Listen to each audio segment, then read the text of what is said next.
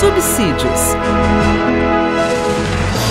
Lições Bíblicas Adultos. Lição 9. Ética cristã e planejamento familiar. A paz do Senhor, meus irmãos. Vamos estudar juntos hoje a questão do planejamento familiar. Querido professor, prezada professora, é importante que nós destaquemos junto dos nossos alunos que, primeiro, o casamento bíblico pressupõe nascimento de filhos. E então é importante que o casal cristão tenha um planejamento familiar. Nós vamos discutir dois conceitos: o conceito controle de natalidade e o conceito planejamento familiar, que são coisas distintas. O controle de natalidade são instrumentos usados pelos governos para, como diz o nome, controlar o nascimento de crianças em um determinado país. Os países que adotam controle de natalidade argumentam que precisam diminuir o nascimento de crianças para, entre outras coisas, erradicar a pobreza, fazer melhor distribuição de renda e proporcionar educação de qualidade aos seus habitantes. Nesse aspecto, o controle de natalidade, por vezes, limita, então, o número de filhos até determinado número. E, nesse aspecto, nós entendemos, à luz das Escrituras Sagradas, que não é uma boa opção. Porém, o planejamento familiar é diferente. Não é o Estado que interfere na vida e na família do cidadão, mas a própria família é quem decide, diante de Deus, com os argumentos que possui e com a fé que professa, o número de filhos que pode ter ou que deseja ter. E é desse modo, então, que a ética cristã se posiciona. O controle de natalidade entendemos ser uma imposição do Estado e o planejamento familiar uma decisão da família. É importante também salientar aos nossos alunos que o nascimento de filhos é uma dádiva especial. Quando nós lemos o Antigo Testamento e a promessa que Deus fez a Abraão de que ele seria o pai de multidões e que nele seriam benditas todas as famílias da terra, nós vamos descobrir que, apesar da promessa divina, Abraão estava casado com uma mulher que era estéril, a Sara. E Deus vai abrir a madre da Sara e Sara vai dar à luz a um filho, o filho da promessa, Isaque. Mais tarde, Isaque vai se casar com Rebeca e Rebeca também é estéril. Isaque vai orar a Deus durante 20 anos para que Deus abra a madre de Rebeca. E Rebeca tem, então, os filhos gêmeos, Jacó e Esaú. E assim também vai acontecer com Jacó. Jacó vai casar com Raquel, a esposa amada, apesar de ter casado também com Leia, enganado pelo seu sogro Labão, mas Raquel, a quem ele ama, também é estéril. E Jacó também vai clamar a Deus para abrir a madre de Raquel, e Raquel vai ter 2 filhos, José e Benjamim. Por que estou salientando esses aspectos? Porque há uma questão que nós precisamos abordar com os alunos, que é o chamado fator multiplicador. Muitos cristãos, tementes a Deus, preocupados em cumprir a palavra de Deus na sua íntegra, eles argumentam que a ordenança que o Senhor Deus concedeu à família é de multiplicação. O Senhor disse: crescei e multiplicai-vos. E então, qual é esse fator multiplicador? Qual é o limite de filhos? Nós podemos limitar o número de filhos de uma família sem incorrer no pecado de transgredir o fator multiplicador? Bem, o que é importante deixar aqui claro, que na Bíblia Sagrada o fator multiplicador não é uma matemática exata, porque no casal, por exemplo, formado por um homem e mulher, são 2 pessoas. E se esse casal tiver um filho, esse casal já multiplicou. Eram 2 pessoas, passaram a ser 3. Esse é o entendimento bíblico, ético, em relação ao fator multiplicador. Tanto isso é verdade que a multiplicação de Sara e Abraão foi um filho só, Isaque. Depois, o fator multiplicador entre Rebeca e Isaac foram 2 filhos, Jacó e Esaú. E assim por diante. Então, o fator multiplicador, ele vai depender da soberana vontade de Deus para cada família. Algumas famílias terão 1 filho, outras terão 2 e outras mais do que 2.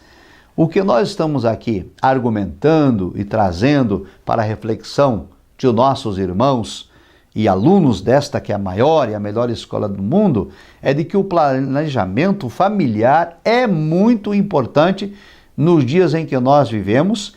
E se o fator multiplicador na sua casa já aconteceu, se o casal já tem 1 filho, então o mandamento já foi cumprido. Outra coisa que é importante destacar é que esse mandamento de crescei e multiplicai-vos é uma ordem dada por Deus, um mandamento coletivo para toda a humanidade. Não é uma ordenança individual. Deus não está requerendo que cada ser humano multiplique a espécie. Porque se fosse assim, o que nós poderíamos então argumentar com aqueles que não vão se casar, que vão permanecer solteiros? Estariam eles em pecado? Ou o que diríamos das pessoas que são eunucos?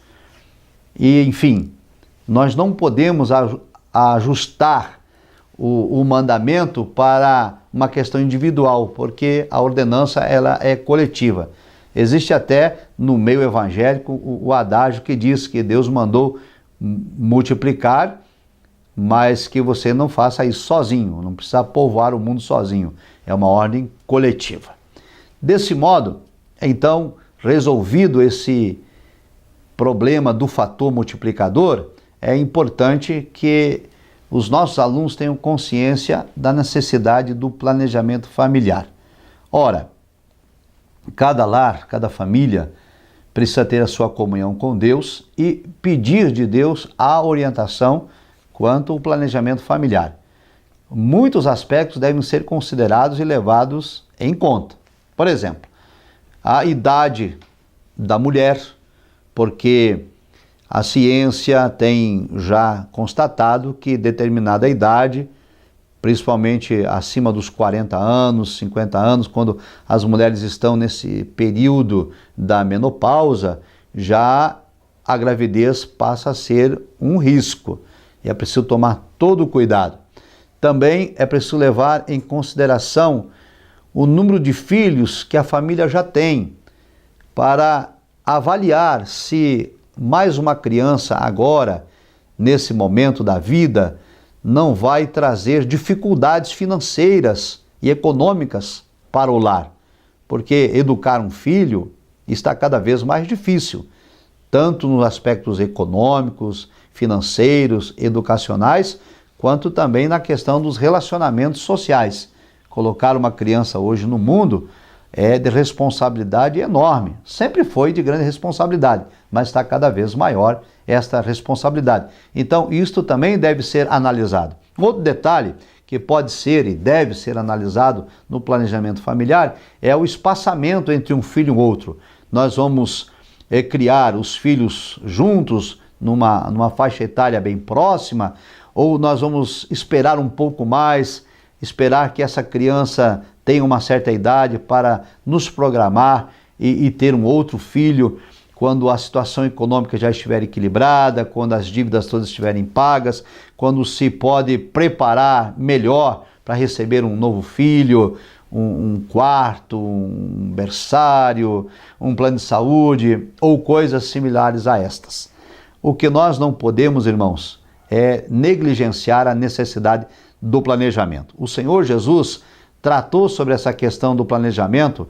Ele falou o seguinte: quando um homem, um construtor, decide edificar uma torre, ele precisa, antes de edificar, assentar, calcular, verificar os gastos, as despesas, o investimento, o valor que ele tem disponível para investir nessa torre, porque se ele não fizer isto, ele não planejar, vai acontecer que a torre ficará inacabada e todas as pessoas que passarem em frente àquela torre vão fazer o comentário: este homem começou a edificar e não pôde terminar.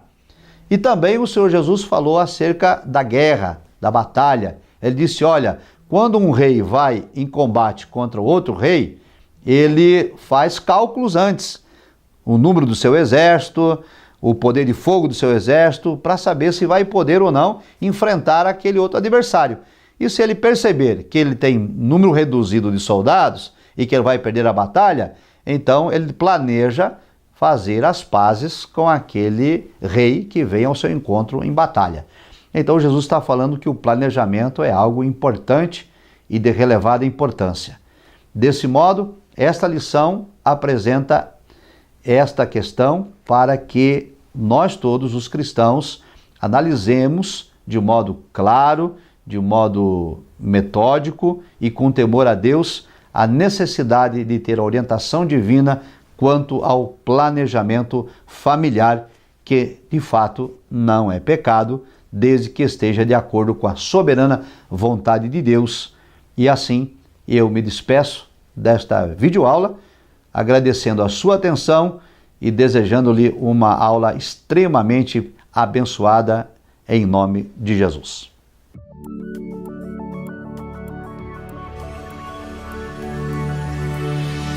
CPAD, a editora da Escola Dominical.